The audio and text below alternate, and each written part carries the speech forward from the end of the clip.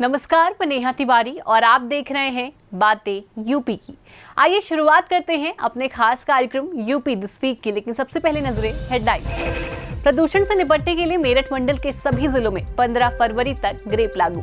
Revamp योजना के तहत बरेली में बनेंगे 36 नए बिजली घर। जानिए क्या है रिवैम्प योजना। यमुना एक्सप्रेसवे के 20 पॉइंट पर एक्सीडेंट रोकने का हो रहा प्लान। जानिए क्या है पूरा plan.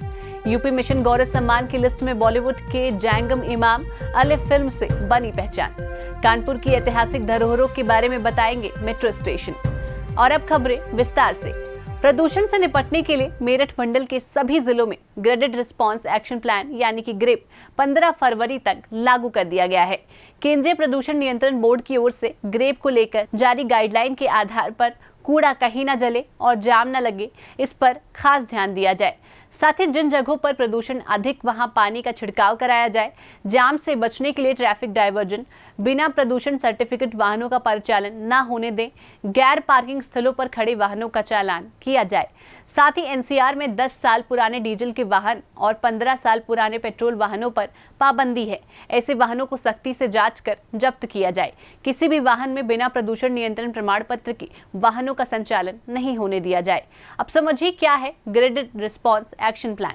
Graded response action plan को साल 2016 में सुप्रीम कोर्ट ने मंजूरी दी। साथ ही 2017 में पहली बार लागू हुआ। ये केवल उस समय आपातकालीन उपाय के रूप में काम करता है जब वायु प्रदूषण की स्थिति गंभीर हो जाती है।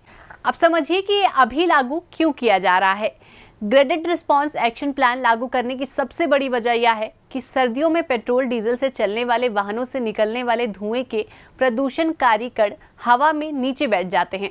पानी पर भी इन कणों के जम जाने से एक गैस चैम्बर जैसी स्थिति बन जाती है।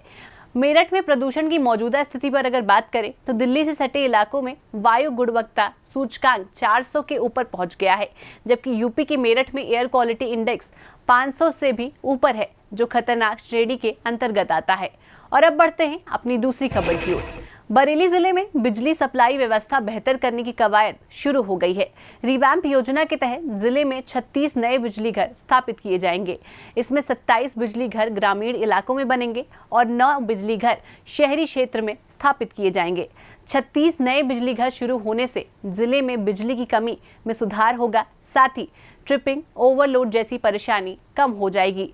अब समझिए क्या है रिवैम्प योजना। रिवैम्प योजना केंद्र सरकार की है। 24 घंटे बिजली सप्लाई की व्यवस्था सुनिश्चित कराने के लिए काम करती है। इस योजना का उद्देश्य आने वाले 5 सालों में यानी कि 2025 तक बिजली की मांग के अनुरूप आपूर्ति देना है। पूरी जर्जर लाइन तथा विद्युत पोल को बदलने और नए ट्रांसफार्मर लगाने का काम होगा। साथ ही स्टेशन की क्षमता बढ़ाई जाएगी। और अब बढ़ते हैं अपनी तीसरी खबर की ओर। हम किसी भी एक्सप्रेसवे पर पहुंचते हैं तो हमारी स्पीड तेज हो जाती है, जिसके चलते ज्यादातर एक्सीडेंट होते हैं। जिसे देखते हुए 165 किलोमीटर लंबे यमुना एक्सप्रेसवे पर 20 स्पॉट ऐसे चिन्हित किए गए हैं जहां सबसे ज्यादा एक्सीडेंट होते हैं। एक आंकड़े के मुताबिक नोएडा को आगरा से जोड़ने वाला यमुना एक्सप्रेसवे पर 24% एक्सीडेंट हाई स्पीड के चलते होते हैं, जिसे रोकने के लिए एक्सप्रेसवे का संचालन करने वाली कंपनी जेपी अब एक बड़ा कदम उठाने जा रही है। अब यमुना एक्सप्रेसवे पर स्पीड कैमरे लगाए जाएंगे, जिसे लगाने का काम दिवाली से पहले पूरा करने की उम्मीद जताई जा रही है।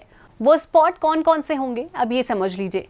आगरा में झरना नाला, मथुरा, बलदेव के पास, जेवर और नोएडा के पास होंगे। वैसे एक्सीडेंट के बड़े कारणों में जिगजैग ड्राइविंग, थकान और ज्यादा ध्यान भटकना भी है, लेकिन हाई स्पीड ज्यादा खतरनाक इसलिए मानी गई है क्योंकि स्पीड के चलते टायर फट जाने से हादसा और भीषण हो जाता है।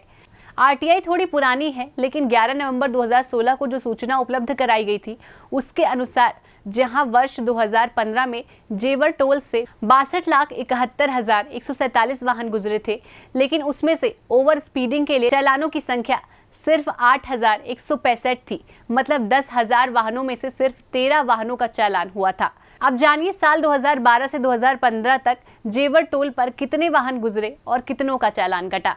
साल 2012 में 11.47 लाख वाहन गुजरे और इसमें से 9,110 का चालान काटा गया। वहीं साल 2013 में 42.09 लाख वाहन गुजरे और इसमें से 2,303 का चालान काटा गया।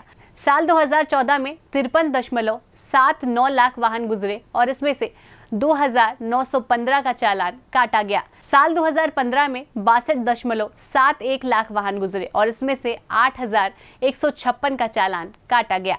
जेपी इंफ्राटेक भारत की कंस्ट्रक्शन और कॉन्ट्रैक्ट से जुड़ी कंपनी है जो जेपी ग्रुप का हिस्सा है। जेपी इंफ्राटेक की स्थापना कंपनीज एक्ट के तहत 5 अप्रैल 2007 को हुई थी, जबकि कंपनी को letter for consignment of business 27 April 2007 को मिला था। दिसंबर 2007 में कंपनी ने यमुना एक्सप्रेसवे को बनाने का काम शुरू किया था और साल 2012 में इस एक्सप्रेसवे को आम जनता के लिए खोल दिया गया था।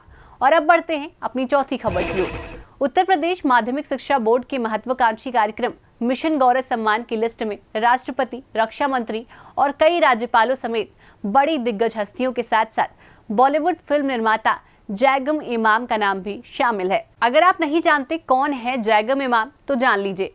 जैगम इमाम उत्तर प्रदेश के चंदौली के रहने वाले हैं। Dozakh in search of heaven, Alif और नखास जैसी संवेदनशील फिल्में बनाने वाले निर्देशक हैं जैगम इमाम। अपनी फिल्मों के जरिए दुनिया भर के फिल्म फेस्टिवल में अपना झंडा गाड़ चुके हैं।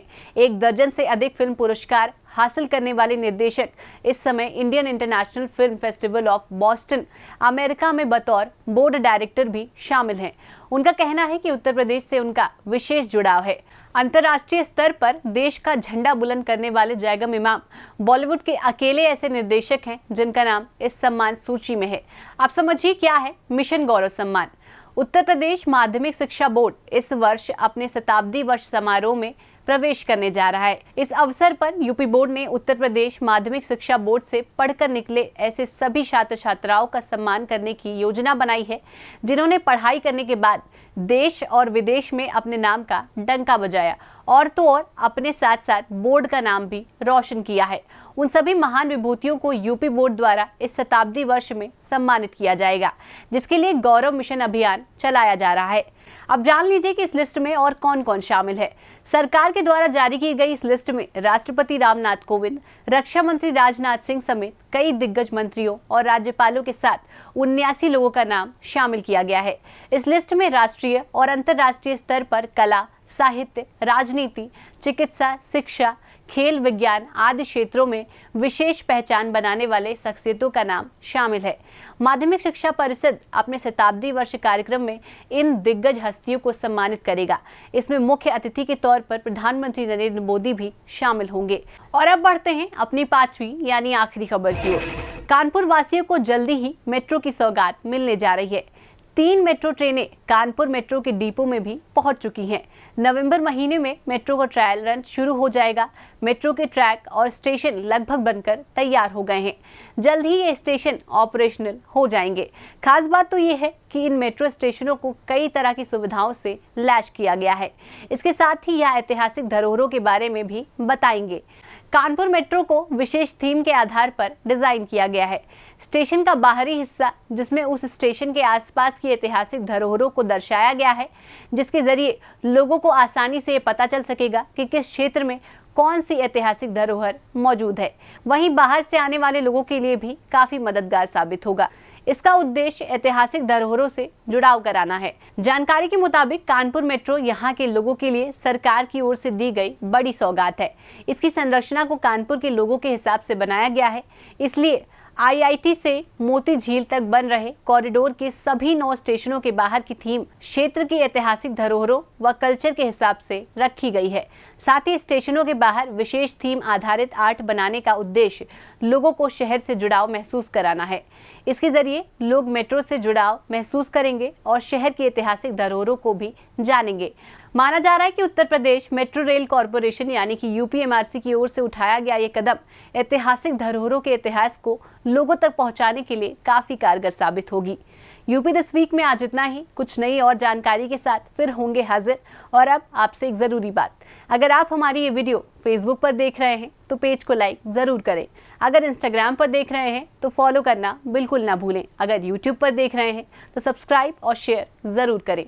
तमाम जानकारी के लिए देखते रहें बातें यूपी की। नमस्कार।